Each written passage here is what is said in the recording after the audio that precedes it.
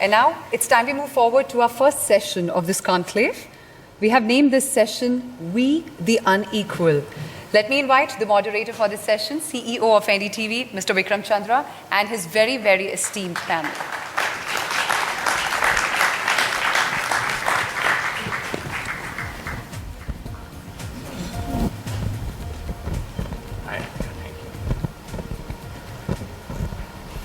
Thanks, Ritika. Let me start off by, as I said, this is a really, really distinguished panel that we have. And it's really required to discuss, because if you face what women are actually going through, a woman must excel at work, they must excel at home, and maintain an impossible work-life balance. And even if the expectations in some way breed guilt that they are shortchanging both ends. So it's a real problem they have out there.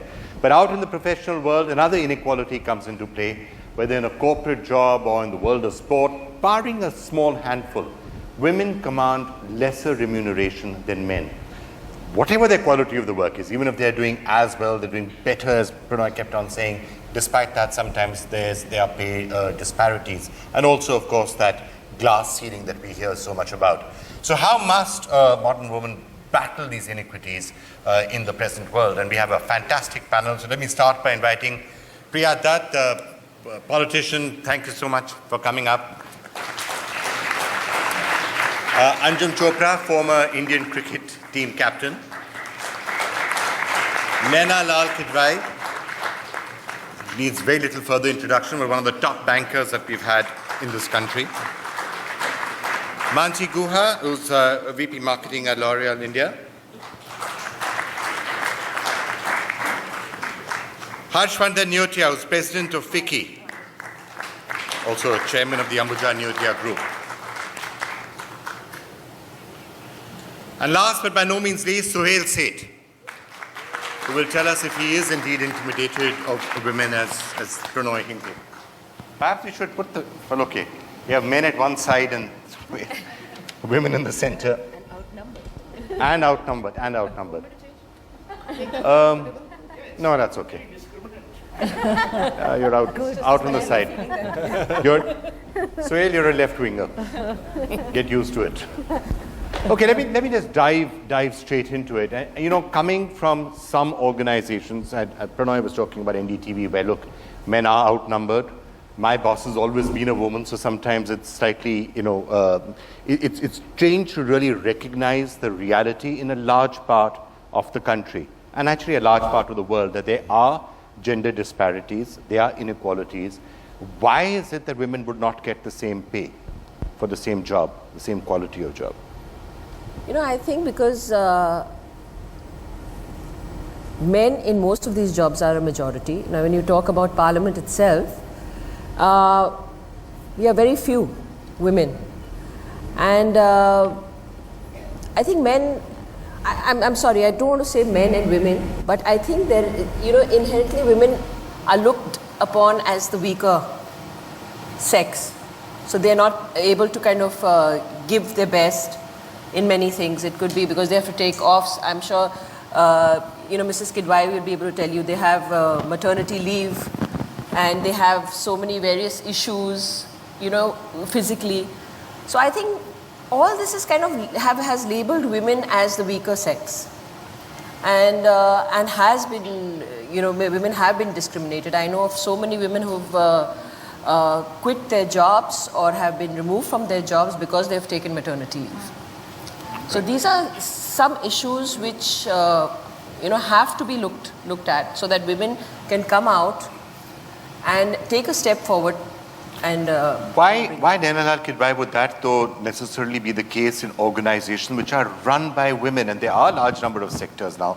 Look at the banking sector. Look at the number of top banks now in India which are actually run by women. In fact, it's tough to think of a bank that's not run by a woman these days.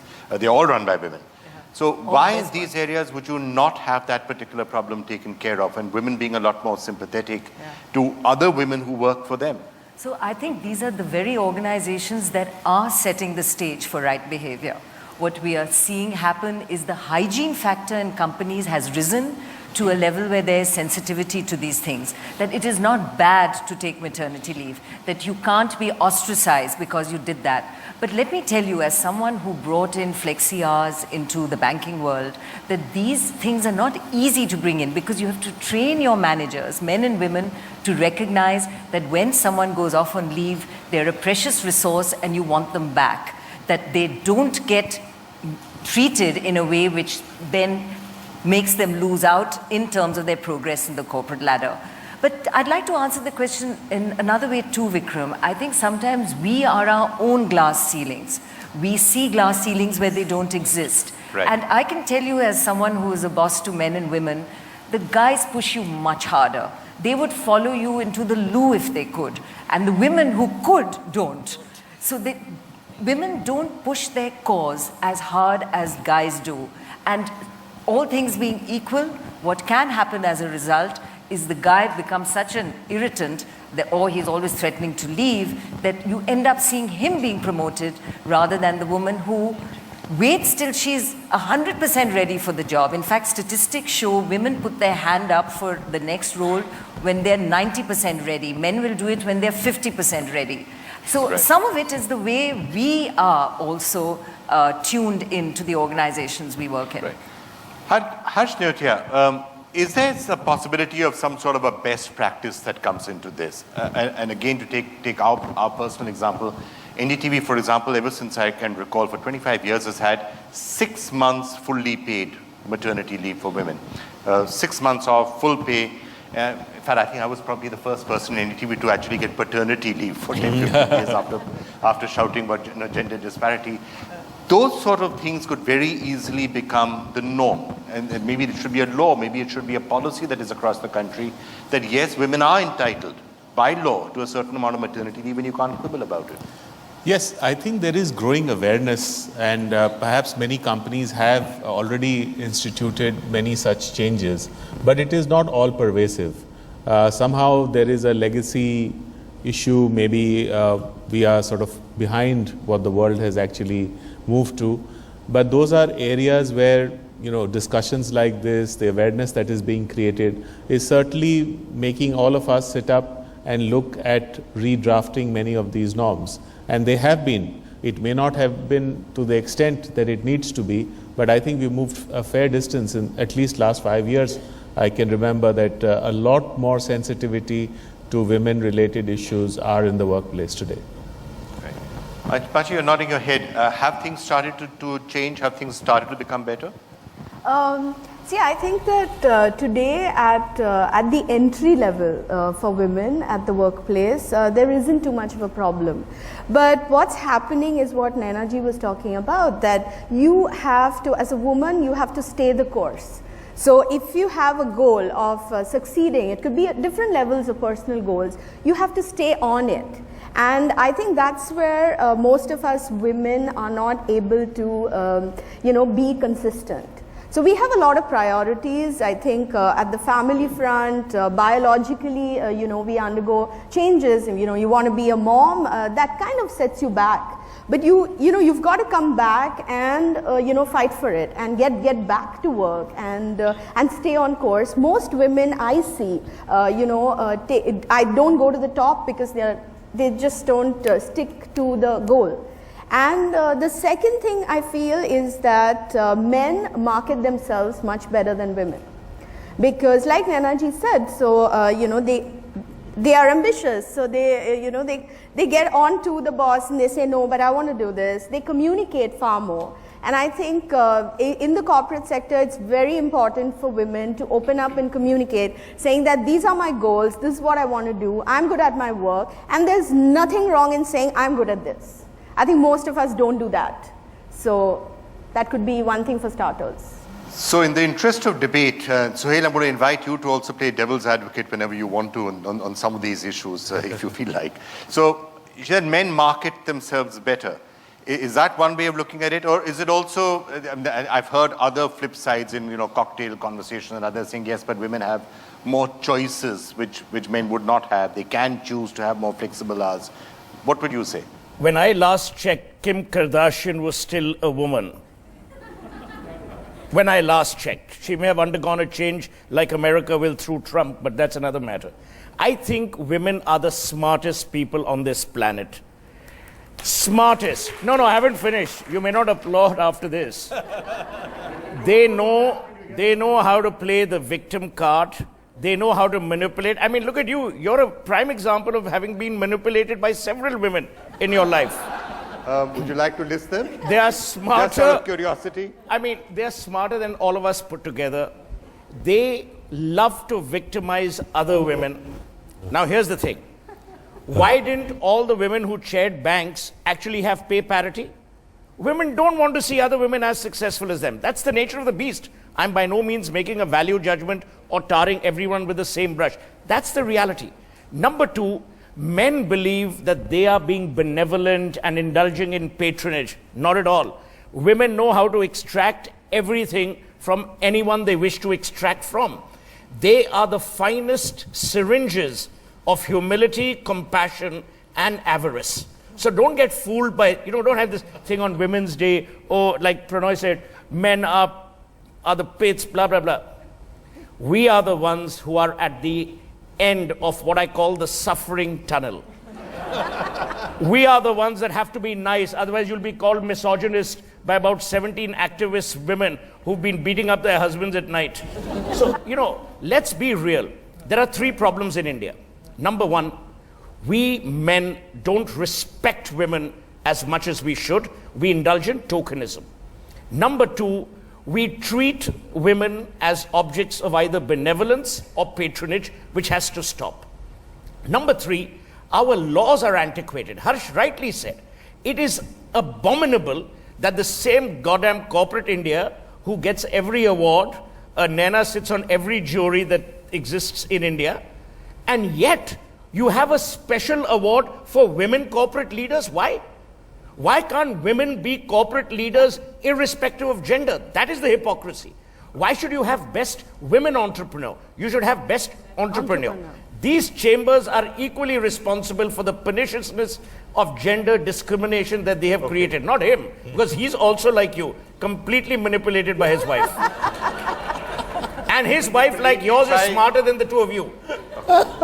I shall wait for my wife to next meet you and see what she hits you with. She'll love it. Remember, women now you know are why like all of you should have paused to hear the full one speech minute. before you clap. Your wife will love it because women are like Julius Caesar, of whom Shakespeare said, when you tell Caesar he can't be flattered, he's most flattered. Would either of you like to either rebut him or hit him with something heavy, in which case... Now see, this is it. Why do we treat women as tools of violence? She's such a peaceful, sweet little thing sitting there. Manjana, who wants to reply to him or who wants to I beat think him up? Suhail has been at the receiving end, so clearly, because he feels so strongly about the whole thing. But to make things a little serious, I think that we have a clear issue in the country. Yeah. And I don't think it's about pay. I think it's about opportunity. So, whether it's the corporate sector, whether it's the social sector, I think there's a lot education can do. And there's a lot that corporates and the government can do, because opportunities and employment for women in the future starts with education. So That I get, but Naina, I think one of the most interesting moments after a budget that I have ever experienced was they just announced a bank for women, right? A women's bank. Yeah. And I remember looking up at and saying, all right, a bank for women, what do we make of this? And I have some of the top bankers there. And I looked up at the screen and there was you there, there was Chanda Kochar there, there was Anudhiti of SBI there, and I think Kalpana was there also. All of you were there. Yeah. And I remember at that point saying, why do they need a bank for women? Yeah. So I think that's the point that Suhail is making, that we need to be sure as to what the real problem is which needs a solution to. Yeah. Because sometimes women are being, and you could argue, again to play devil's advocate, that women are being able to rise in certain areas to the very top in a manner that is sometimes easier in certain sectors in India than it is abroad. Yes. For women to become like the heads of banks in India, maybe there'd be more of a struggle in some other countries. For women politicians, look how much America is having to struggle. It might get its first presidential nominee this year. Might. But probably will, but you know what I mean. So are we better off than other countries in some areas when it comes to the glass ceiling? I can certainly say in the world of financial services we are. I think when we achieved what we did in terms of having this large number of CEOs in the financial sector, it was actually a bit of a surprise when it happened, because the sheer number coming in together was terrific, and no other country has it. But we have so much that isn't working for us. If you look at the number and percentage of women on corporate boards, despite the legislation today that requires it, we are the worst in the world. I mean, we're down at 7%. Forget Norway at 40. You have countries like South Africa, which are at 18 and 19. So why are we so far behind? Given the onerous responsibilities on directors these days, most women might well feel that it's a blessing in disguise not to be on those boards. But I have heard the most illogical arguments too.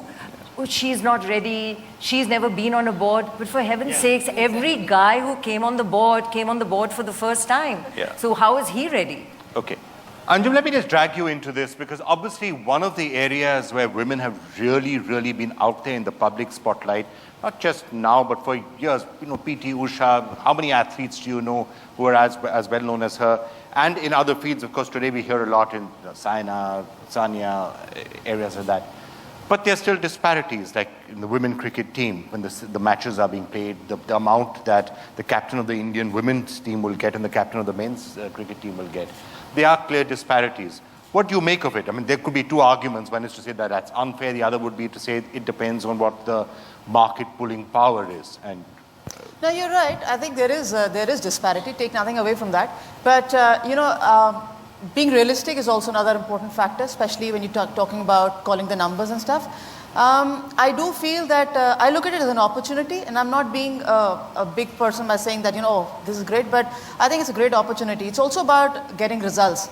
The women's team has been pretty consistent by winning games, but not as consistent as they would have liked. Yes, there are lesser opportunities to be winning matches, but the other side is winning it consistently at the world level. When we're talking about men's cricket getting a precedence over women's, we say they've won 3 World Cups. We've not won any till now. We've reached the finals and 6 semi-finals. But at the end of the day, when you're talking about comparing a world champion team to a finalist team, then automatically, as a women's team, we need to do much more than what we've done. In terms of reaching the same level, we can keep saying the same words all over again. Disparities. But how about women's sports people who've actually outshone men in their individual area? I mean, look at someone like a Saina Nehwal, for example. There hasn't been a male badminton player quite of that stature in India for a long time. You could say the same thing about the way Saina's been playing right now, and others. In those sports and in their cases, is there pay parity?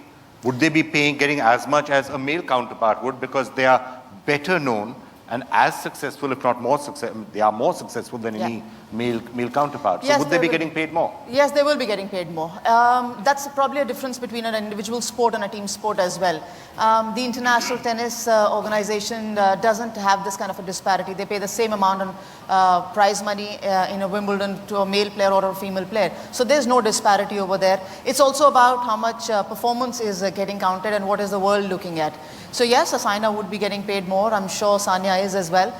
They've made names for themselves. But when you talk about a gender discrimination between a women's sport and a men's sport, the moment you say a sport, first you have to identify, does a woman play a sport like this? I won't say it still exists with cricket, but yes, there is a lot of sport. The moment you say sports, they say, oh, women still play sport. So those raising of eyebrows is still very much there in the country. But interestingly, just to finish that point out, there are certain sports that have traditionally been considered male sports, where actually the women have been doing better. I'm talking obviously about sports like boxing or wrestling. If you take a look at wrestling and you look at the women wrestlers who are coming from one of the most patriarchal states that you probably have in India, and yet there are women wrestlers coming out and winning as many medals as the men do. I think just the word sport is synonymous with men's sport. I've yet to come across people in a room full, they'll be saying, you play sport, okay, is it a women's sport or a men's sport? Because sport, I still feel, is very much synonymous with the male bastion. All right. One of the areas, Priya, of course, where I guess the disparities are particularly staggering are in politics, naturally. And that's despite the fact that we've had so many women who've been the heads of their party, your own party, Jayalalitha, Mayawati, Mrs. Gandhi earlier. despite that, politics still seems to be by and large a male bastion. Do you feel it? Is it an unequal Yes, platform? it is. I think it's not unequal because people don't want women to come in. Now, in legislation assemblies, there is 50% reservation for women, but we still don't have enough women coming forth, to really fight an election. And I think that has, many reasons, like what Mr. Skidwai very rightly said, it is a woman who has to take the first step. Even when I fought my first election, my first reaction was, I can't do this. It was that fear of the unknown, I guess. Should I take this step? I won't know what to do. So I think that's the fear which you kind of grow up with, that I can do certain things, I can't do certain things. This is the kind of conditioning which women are brought up with. So I think that needs to be broken. And especially if you're not from a political family. Where, because a lot of the women who are there are been in a political family to some extent. Yes, because I think they've seen it, they've experienced how it is to work in politics. And someone who doesn't know anything about politics, who has to come forth, who has the desire to come forth, but yet is very frightened to do so. So we find it very difficult to bring in women into politics even today. So here? Well, look at the look at the gender discrimination in the Congress party. Just to promote Rahul, they're keeping poor Priyanka away. Anyway, I think everyone has their choices. So on a different note, the biggest thing on of a different empowerment note, for women is their choice. No, so I think we must respect that. On a serious note, we have to change the social discourse as well. If you look at all the areas of soft power, the most influential is cinema. Cinema, by and large, continues to stereotype, and where you have a lady playing the central character, it's almost treated miracle-like. Oh my God, Kangana Ranaut carried the entire film on her, fragile shoulders.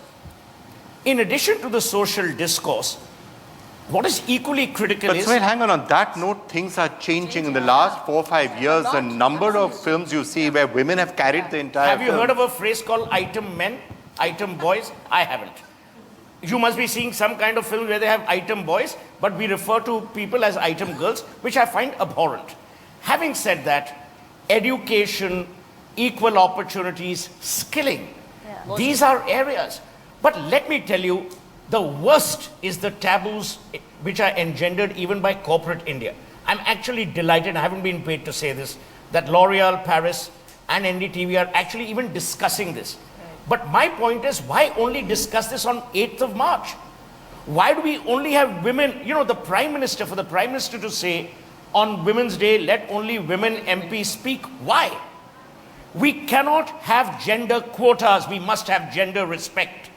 We cannot have a situation where women are idolized on one day of the year and forgotten for the rest of the year. So I'm saying we need to use this platform, this forum, to raise the voice of change. Right. And change will come if we actually respect rather than believe we are being patronizing. Harshjyoti, I do think that's an excellent point that Suhail has made, that it should actually become a reasonably automatic system of parity. That shouldn't have to be either a quota or a special favor done or somebody allowing somebody to rise up. You should have a system all across corporate India and other areas where women can automatically, seamlessly rise without anybody really focusing on their gender. Look at the person. Can that be done? Is it feasible? Is it likely? But you briefly alluded when you were saying that, is it something to do with the marketing pull of men in certain areas?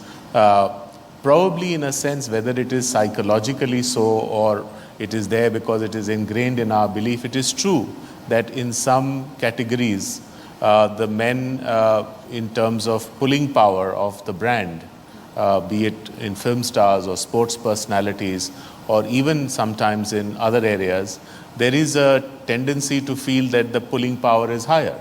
Now, whether this has got created due to long-standing, socio-economic situation in the country, the way we look at women, the way men have always had a little dominant role, or whatever is the reason, that is a reality. And therefore, it is going to require many, many years of consistent awareness campaign and I would say change in social thinking to really bring this to a more equitable kind of situation. But one of the problems, of course, in changing social thinking is that that could take a really long time. I think we've been trying to change social thinking that men have towards women for 5,000 years and it hasn't completely worked. So there may have to be other more direct interventions. Well, if you look at it, I mean, women in our Indian context, particularly in, mythologically and then later on even in history, we've had very exalted positions that women have enjoyed, and then over years it has got muddled up and degraded and sometimes even abused. And then again there has been a revival of sorts, and if you see the seesaw of history, there have been this very, very clear ups and downs that women's stature in society have gone through.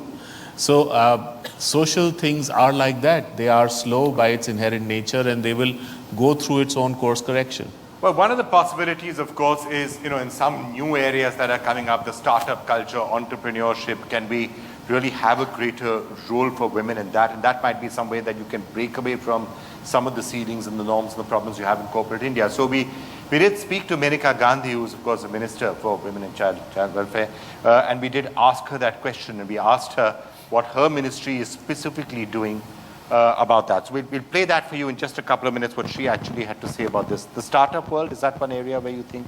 Well, if you look at the startup world right now, there was just some statistics in the papers today which are quite dismal in terms of how many women are even CEOs of startup companies, let alone being the entrepreneurs.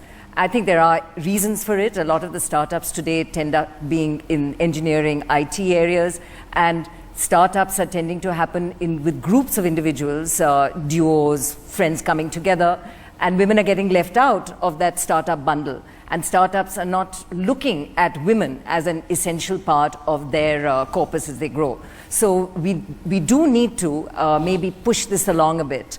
The real problem is that the pools we fish in, if the folks coming out of your IITs are just 20% women, or from your IIMs are 30% women, you have to work very hard to try and get 50-50 and yet ensure that it is a meritocracy. So it is that balancing act. So the situation that we have to change is at the grassroots. Women coming through the system, education, science, IT, economics, and of course finance.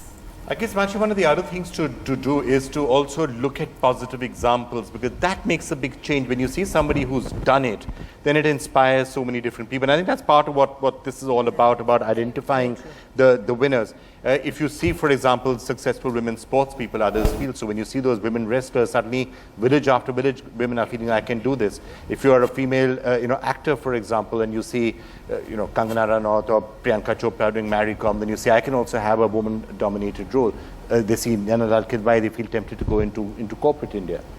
So I completely agree. I think it starts with positive stories within organizations and larger than life, which is celluloid or even great examples, awards. This is one way. But I think that another way could also be women sharing more with women. So something that Suhail said. I mean, he was. He was trying to be funny, but he was also making a very strong point that women need to encourage more of their kind. So I can tell you, for example, that when a lot of people meet me, they say, okay, but you've just had a baby a few years ago, so how do you manage it? How does it work? I think it's very important to share one's experiences and notes with others and with each other, because that's how then the community grows. Like you see, men, I mean, there is a boys club, and I think all of us pretty much know in each of our lives there is. So, but there should be a girls club, and we should be able to share and stand up for each other, and that can be a good start. Let me get you on that. So did you find your example quite often inspired others? You're captain of the Indian women's cricket team. Yes, a lot of people come and saying that's tempted me to take up the sport. Look, I took up the sport, obviously looking at male cricketers, looking at people in my own family playing sport at the highest level. I didn't need to go out of my drawing room to look for inspiration. I had enough within it. But yes, when I started playing the sport, and I've always played cricket alongside the men, you know, only playing international tournaments or domestic, I've always stepped down onto the women's ground where all the girls have been playing against each other. But otherwise, I've always played against men. And one reason for that also helped me in my sport was in case I was able to bat well against a bowler, obviously he was bowling at a good speed or a pace, or I was able to hit him out of the park. It was always something, oh, a girl can hit you out of the park, so you better tighten up. So these kind of sentences did come out, but fortunately in the field of sport, they're always taken in a much more positive manner. And because our sport is also good, it's till now known as the gentleman's game, even though women evolved with it and women started it. But yes, it's always there. Priya, the role of positive examples? I think hugely. I think, people who have already achieved and their stories come out, other women are always inspired by it. But I also want to put in, women, we need to understand ourselves. We are different from men. And I think we should be very happy and comfortable in our own skin. When you look at a child would like to play with, a girl child likes to play with dolls. A boy plays with cars. That's fine. It's the respect for each other. And, which really, even our definition of what is a successful woman. Do we really even bring in homemakers? They are as successful as a woman sitting as a CEO in a company. Today, I'm not a politician. I am just a homemaker. And I realize how difficult. Why use the word just? Yeah, exactly. Because when I speak to people, the whole question is, what do you do? A woman is a little hesitant to say, no, I'm just a homemaker. Why? Today I realize how difficult it is. Because I'm taking care of my children, I'm working, I'm doing everything and I'm giving it my best. So I think it is about respecting a woman's choice. Tomorrow I might say that I don't want to do this anymore and I'm very happy doing my work at home. I think that is the respect we need to give women for their choice. I think that's a really, really important point. So let me get you in and then maybe I'll get final thoughts from all of our panelists on just that note, that should you, if it comes to really respecting women, you should, as Priya is saying, respect their choices. And there's no reason to say that a successful woman has to be exactly the same as a successful man. You should have equality without demanding identity. Is what I think the point is that she's saying. There are three logical fallacies. No one can determine another person's success. We can't create a criteria for whether she's a successful woman or I'm a successful man. Number two, an important point that needs to be made is we need to create a more robust social infrastructure for women in this country. It is horrific that despite whatever the legal system is, we haven't brought the killers of Nirbhaya to book. The impunity with which politicians make irresponsible statements is for all to see. Mulayam Singh Yadav, leader of a national party, says boys are boys, this is going to happen. The election commission should have debarred him from elections for the next 6 years. So point I'm making is identity issues are at times created or manufactured by women themselves in order to become equal. There is no such thing as equality. We are all living in human silos. If we don't respect those silos, no matter what grading you give to each other, it'll be immaterial. And at times the activism around gender is the biggest enemy towards gender neutrality. What happens is people fight for rights and then you create a wall of men saying, no, but why the hell are they fighting? So these issues need to be resolved. We're almost out of time. And Nana, but would you like to respond to what Priya said? Yeah. So how could one argue that having women as role models, women to move ahead, women mentors is great, but let's not leave men out of this equation. We who succeed because we have a husband who understands and shares responsibilities at home. Where and why do we not celebrate these husbands? The father who does not hand over his, only the men clap. So, and why do we not have fathers who we celebrate, who hand over their companies to the kid who is the most equipped, who is the daughter and not that spoiled son? So why can't we have the change celebrated in our menfolk as well? And my most important point is the mother-in-law. how many of us, when I put this book together of 30 women CEOs, swore by the institution of their mothers-in-laws, and they weren't just saying it, but they said it because it was their mothers-in-laws who typically were at the home looking after the kids while they went off to work as women going off to work. So every institution that is changing and supports women becomes important in this equation. So let's celebrate those and have awards for them too. All right, those are all excellent ideas. We've got lots to think about, but let's just hear from Menaka Gandhi now on some of the thoughts that her ministry has specifically and what they're doing to encourage entrepreneurship, for example. I would like women now to help my ministry with their ideas, with their enthusiasm, with telling us what we can do. This is the first time that the ministry has become so accessible and so proactive, but we still need to know what your needs are so that we can help you fulfill them. Well, one of the things that women entrepreneurs need is marketing. They need an access to buyers. It's all very well to produce the most beautiful thing in the world, but if you don't know how to sell it, then you're stuck with it. For the first time, women in India realize their own worth and their own possibilities.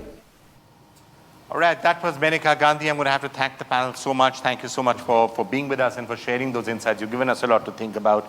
Mr. Nyotia, I'll invite you to stay on and, well, we'll get the podium back to give the keynote address right now. Great Thank you so much. NDTV Mothers-in-Law of India Award. Mothers-in-law of India. Okay, that's a good India's idea. All finest those who mothers-in-law. agree, raise your hands.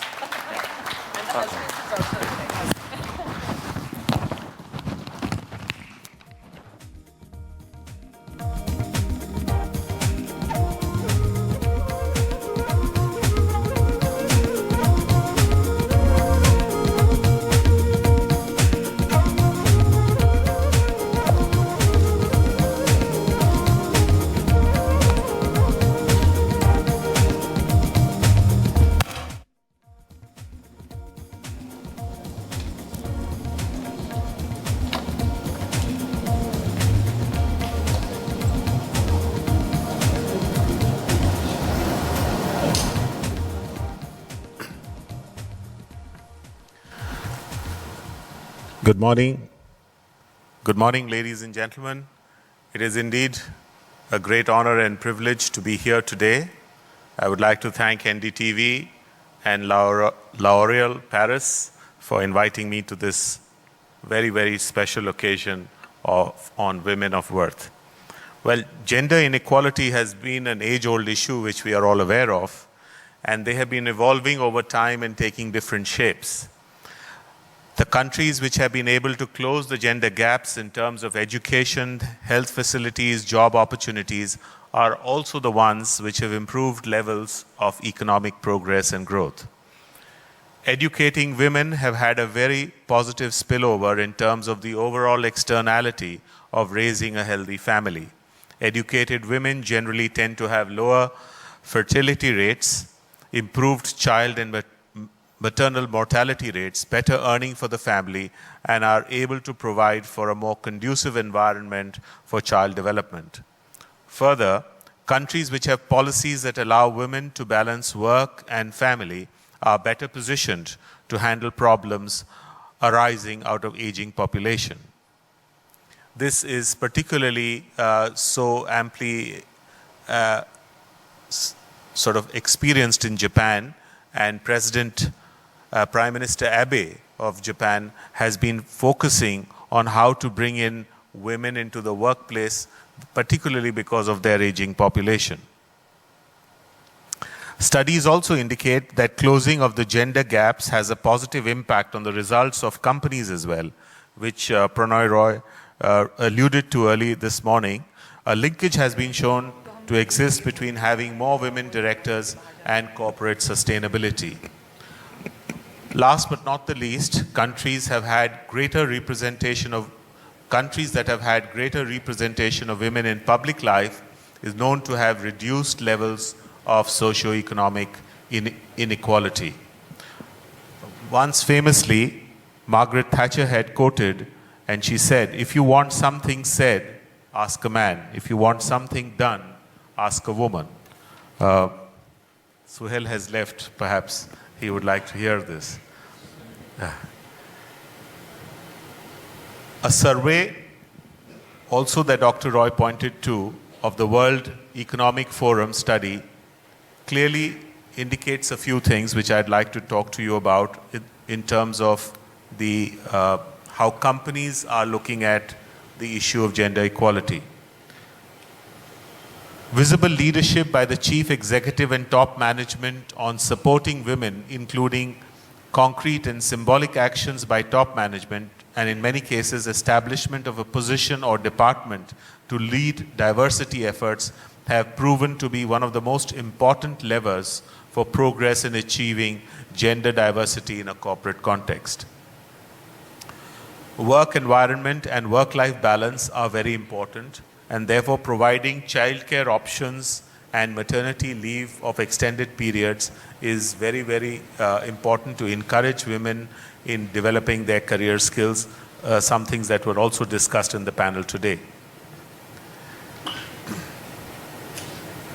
India has one of the lowest rates of female participation in the labor force. This holds back economic growth. India needs to narrow the gender gap and have more women in labor market to fully harness the benefits of the demographic dividend. Looking at the brighter side, however, gender mainstreaming remains a key priority for the Indian government. Some of the important changes have already been initiated, and of course, we have still the pending Women's Reservation Bill, which I think will be a major step. Recently, the President of India also gave a push to the bill and even talked about inclusion of women in combat forces. FICCI has been, of course, working towards women empowerment. 30 years ago, it set up an organization called FICCI Ladies Organization, popularly called FLOW. And this body's main objective was empowerment of women through promotion of entrepreneurship and managerial excellence. It has taken a number of initiatives, which includes recently it has set up a business consultancy cell in Delhi for potential women entrepreneurs.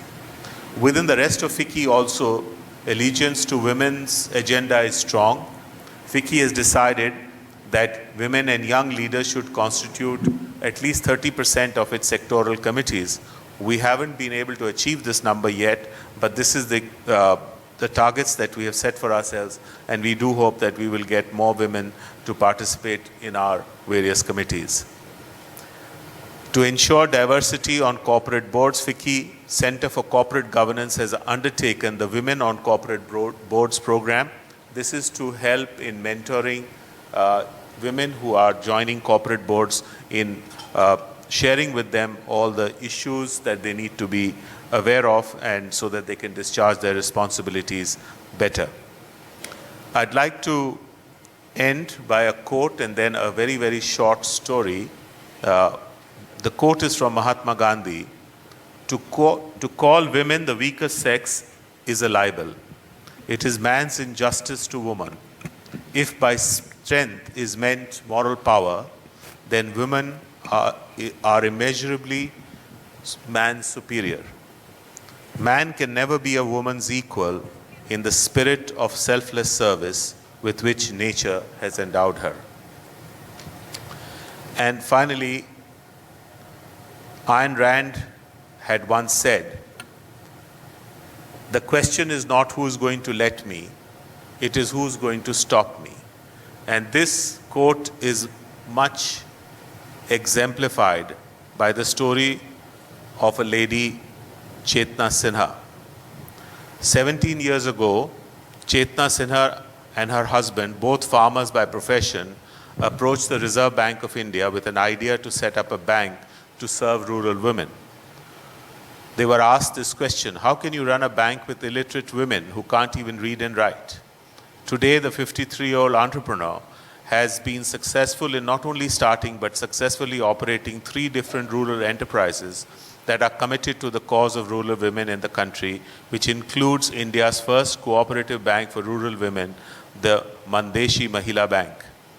In 1997, when Sinha started the bank in Maheshwar, a small village in the Satara district of Maharashtra, with a semi-literate workforce of women from the same village, she wanted to provide loans to help farmers recover from their economic condition. But 15 years later, she has managed to do more than just that. Today, despite facing over 8 to 10 hours of load shedding in a day, the bank has managed to successfully introduce both computerized and door-to-door banking to offer its services to over 180,000 women across 9 districts in rural Maharashtra. Of these, 155,000 women are savings account holders. Most of them earn less than rupees 50 a day. In 2006, Sinha, who holds a master's degree in commerce and economics from the University of Mumbai, started the Mandeshi Business School. Since then, it has managed to train over 46,000 women in vocational and entrepreneurial skills, of which over 24,000 have gone on to pursue entrepreneurship after receiving their professional training. Further, to look after the needs of several underprivileged women entrepreneurs, in 2012, Sinha partnered with New York-based Clinton Global Initiative to set up the Mandeshi Chamber of Commerce for Rural Women, a first-of-its-kind chamber of commerce for rural women in India. The chamber aims to both mentor and address the grievances of women entrepreneurs in rural India. In 2002, she was appointed as a World Fellow to the Yale University, and in 2003, she was recognized as the bridge builder by the Harvard University. So that's truly an inspirational story about what a woman can do even though her circumstances at that particular point of time was not very favorable. Thank you very much.